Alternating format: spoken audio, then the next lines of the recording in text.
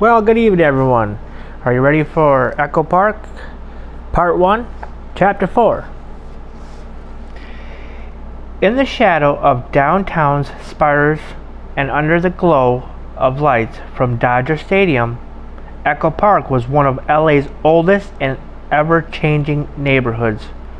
Over the decades, it had been the destination of the city's immigrant underclass, the Italians coming first, and then the Mexicans, the Chinese, the Cubans, Ukrainians, and all of the others. By day, a walk down the main drag of Sunset Boulevard might require skills in 5 or more languages to read all of the storefronts. By night, it was the only place in the city where the air could be split by the sound of gang gunfire, the cheers for a home run ball, and the baying of the hillside coyotes, all in the same hour. These days, Echo Park was also a favored destination of another class of newcomers, the young and hip. The cool artists, musicians, and writers were moving in. Cafes and vintage clothing shops were squeezing in next to the Bodges and Morisco's stands. A wave of gentrification was washing across the flats and up the hillsides below the baseball stadium. It meant the character of the place was changing. It meant real estate prices were going up, pushing out the working class and the gangs. Bosch had lived for a short time in Echo Park when he was a boy, and many years back there had been a police bar on Sunset called the Shortstop, but cops were no longer welcome there. The place offered valet parking and catered to the Hollywood crowd, two things sure to keep the off-duty officer away. For Bosch, the neighborhood of Echo Park had dropped off the radar. To him, it wasn't a destination, it was a drive-through neighborhood, a shortcut on his way to the medical examiner's office for work or to a Dodgers game for fun. From downtown, he took a quick jog on the 101 freeway north to Echo Park Road and then took that north again towards the hillside neighborhood where Renard Watts had been arrested. As he passed Echo Lake, he saw the statue known as the Lady of the Lake watching over the water lilies, her hands palms up like the victim of a holdup. As a boy, he had lived for almost a year with his mother in the Sir Palmer apartments across from the lake. But it had been a bad time for her and him, and the memory was all but erased. He vaguely remembered that statue, but almost nothing else. At sunset, he turned right and took it down to Boudreaux. From there, he drove up the hillside to Figueroa Terrace. He pulled to the curb near the intersection where Watts had been pulled over. A few old bungalow homes built in the 30s and 40s were still there, but for the most part, the houses were post-war concrete block construction. They were modest with gated yards and barred windows. The cars in the driveways were not new or flashy. It was a working class neighborhood that Bosch knew would be largely Latino and Asian now. From the back of the homes on the west side, there would be nice views of the downtown towers with the DWP building front and center. The homes on the east side would have backyards that stretched up into the rugged terrain of the hills, and at the top of those hills would be the far parking lots of the baseball stadium complex. He thought about Watt's windows washing van and wondered again why he had been on this street in this neighborhood. It wasn't the kind of neighborhood where he would have customers. It wasn't the kind of street where a commercial van would be expected at 2 in the morning anyway. The two CRT officers had been correct in taking notice. Bosch pulled over and put the car in park. He stepped out and looked around and then leaned against the car as he contemplated the questions. He still didn't get it. Why had Watts chosen this place? After a few moments, he opened his cell phone and called his partner. "You run that auto track yet?" he asked. "Just did. Where are you?" "Echo Park. Anything come up near here?" Uh-huh. I was just looking. The farthest east it puts him is the Montecito Apartments on Franklin. Bosch knew that the Montecito wasn't near Echo Park, but it was not far from the High Tower Apartments, where Marie Gesto's car had been found. When was he at the Montecito? He asked. After Gesto. He moved in, let's see, in '99 and out the next year. A 1-year stay. Anything else worth mentioning? No, Harry, just the usual. The guy moved house every 1 or 2 years. Didn't like staying put, I guess. Okay, kids. Thanks. You coming back to the office? In a little while. He closed the phone and got back in the car. He took Figueroa Lane to Chavez Ravine Place and hit another stop sign. At one time, the whole area up here was known only as Chavez Ravine, but that was before the city moved all the people out and bulldozed the bungalows and shacks they had called home. A grand housing project was supposed to rise in the ravine, with playgrounds and schools and shopping plazas that would invite back those who had been displaced. But once they cleared it all out, the housing project was scratched from the city's plan, and it was baseball stadium that went in instead. To Bosch, it seemed that as far back as he could remember in LA, the fix was always in. Bosch had been listening lately to the Ry Cooder CD called Chavez Ravine. It wasn't jazz, but that was okay. It was its own kind of jazz. He liked the song.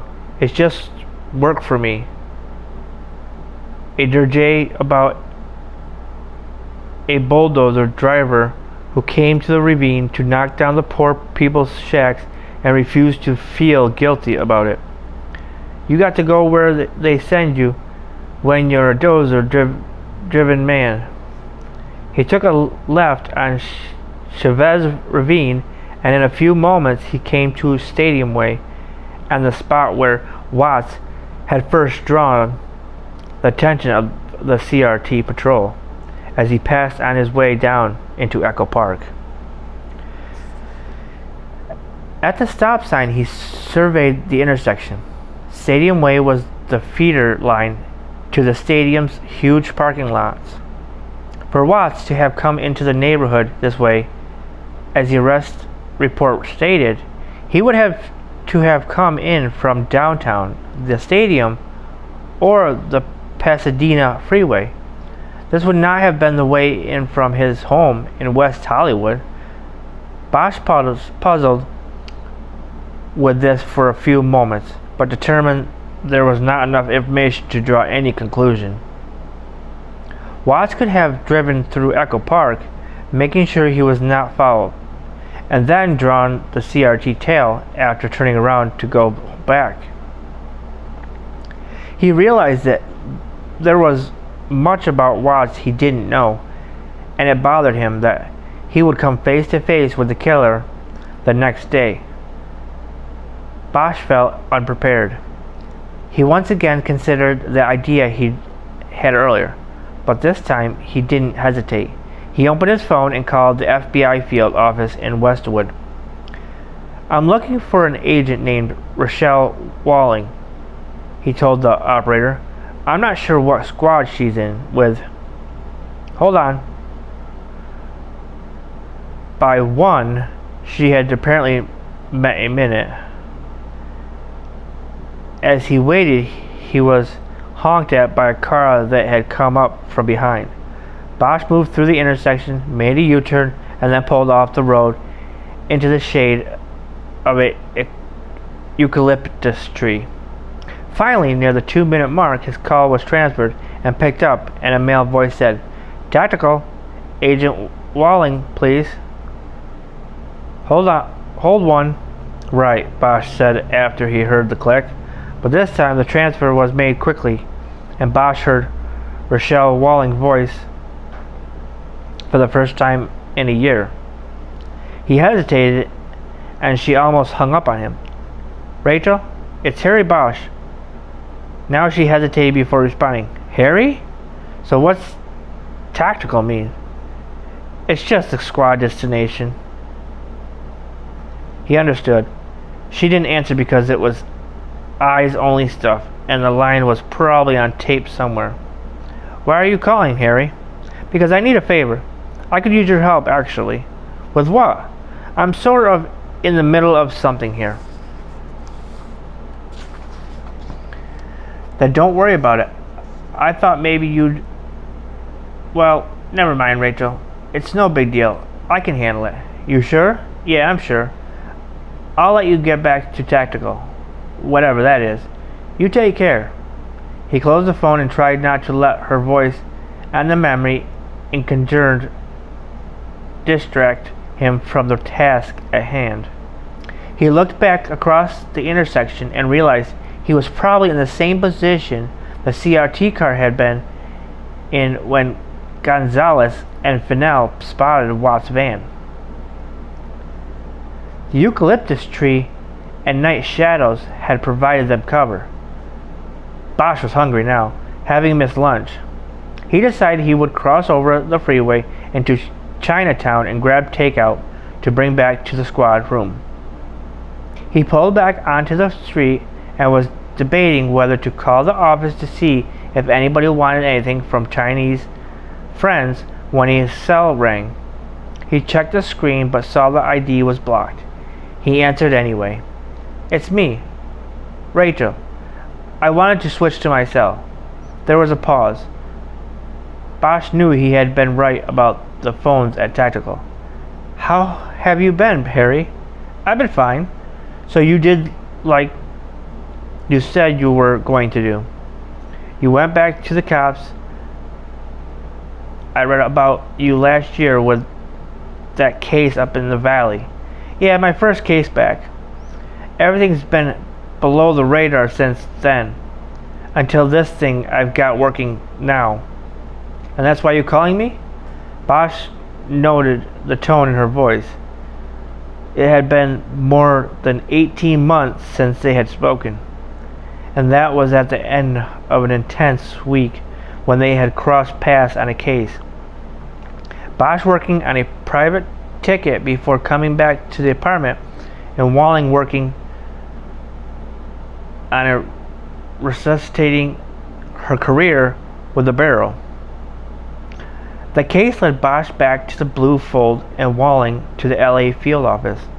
Whether tactical, whatever that was, constituted an improvement over her previous posting in South Dakota was something Bosch didn't know.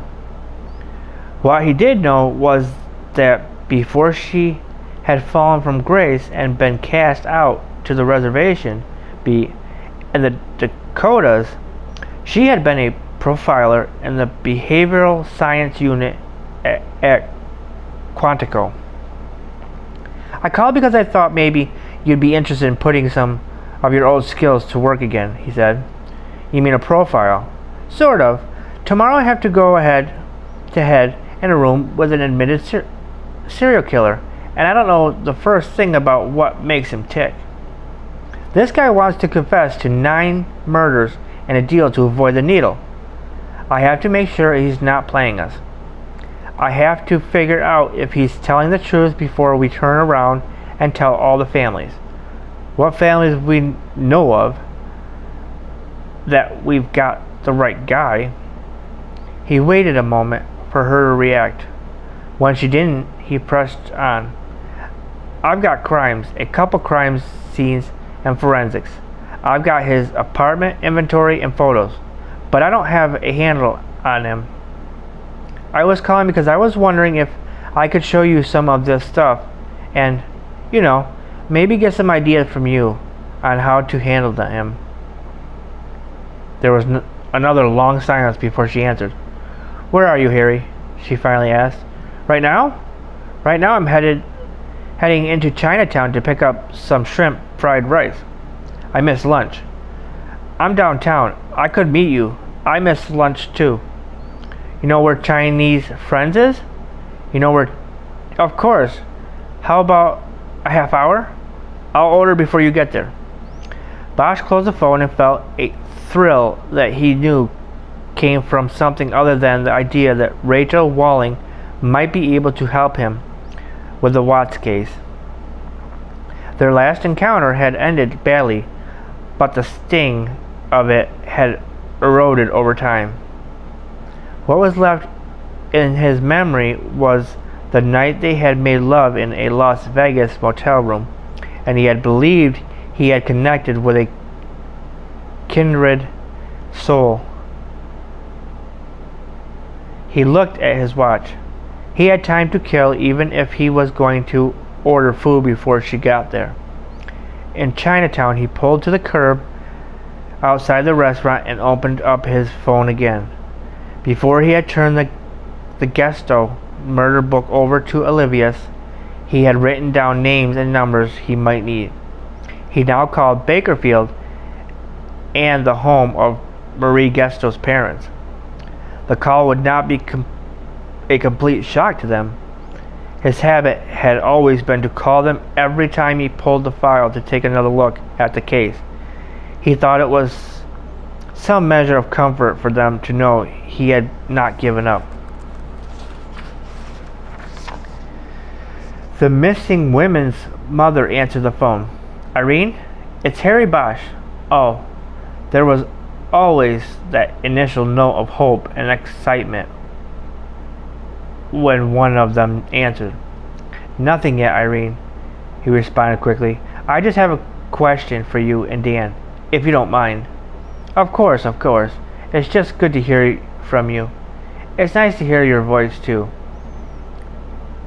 It had been more than 10 years since he had actually seen Irene and Dan Gesto. After 2 years, they had stopped coming to LA in hopes of finding their daughter, had given up her apartment and gone home. After that, Bosch always called. What is your question, Harry? It's a name, actually.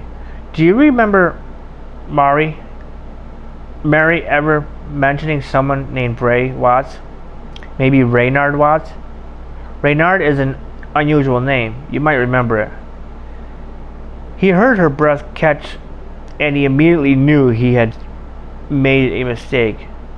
The recent arrest and court hearing involving Watts had made it into the media in Bakerfield. He should have known that Irene would have a keen eye on such things in LA. She would know that what Watts was accused of. She would know they were calling him the Echo Park Bagman. Irene? He guessed that her imagination had taken terrible flight. Irene, it's not what you think. I'm just writing some checks on this guy. It sounds like you've heard of him from the news. Of course, those poor young girls ending up like that. He knew what she was thinking. Maybe not what she was feeling. Can you think back before you saw him on the news? The name. Do you remember if your daughter ever mentioned it? No, I don't remember, thank God. Is your husband there? Can you check with him? He's not here. He's still at work. Dan Gesto had given everything of himself to the search for his missing daughter. After 2 years, when he had nothing left spiritually, physically, or financially, he went home to Bakerfield and went back to work at a John Deere franchise, selling farmers their tractors and tools kept him alive now. Can you ask him when he comes home and then call me back if he remembers the name? I will, Harry. One other thing, Irene. Mary's apartment had that tall window in the living room. You remember that? Of course. That first year we came down for Christmas, instead of her coming up, we wanted her to feel like it was a two-way road. Dan put up the tree in that window and you could see its lights from up and down the block. Yes, do you know if she ever hired a window washer to keep that window clean? There was a long silence while Bosch waited. It was a hole in the investigation, an angle he should have followed 13 years before, but hadn't even thought of. I don't remember, Harry. I'm sorry. It's okay, Irene. It's okay. Do you remember when you and Dan went back to Bakerfield and you took everything from the apartment? Yes, she said, in a strangled voice. He knew that she was crying now, and that the couple had felt that in some way they were abandoning their daughter as well as their hope when they had gone home after 2 years of searching and waiting. Did you keep it all? All the records and bills and all of the stuff we gave you when we were finished with it? He knew that if there had been a receipt for a window washer, it would have been a lead that was checked out, but he had to ask her anyway to confirm the negative, to make sure it hadn't slipped through the cracks. Yes, we have it. It's in her room. We have a room with her things in it, in case that she ever came home. Bosch knew their hope would not be fully extinguished until Marie was found, one way or another. I understand, he said. I need you to look through that box, Irene, if you can. I want you to look for a receipt from a window washer. Go through her checkbooks and see if she paid a window washer. Look for a company called Clearview Residential Glass Cleaners, or maybe an abbreviation of that. Call me if you find anything. Okay, Irene? Do you have a pen there? I think I got a new cell number since the last time I gave it to you. Okay, Harry, Irene said. I have a pen. The number is 323-244-5631. Thank you, Irene. I'm going to go now.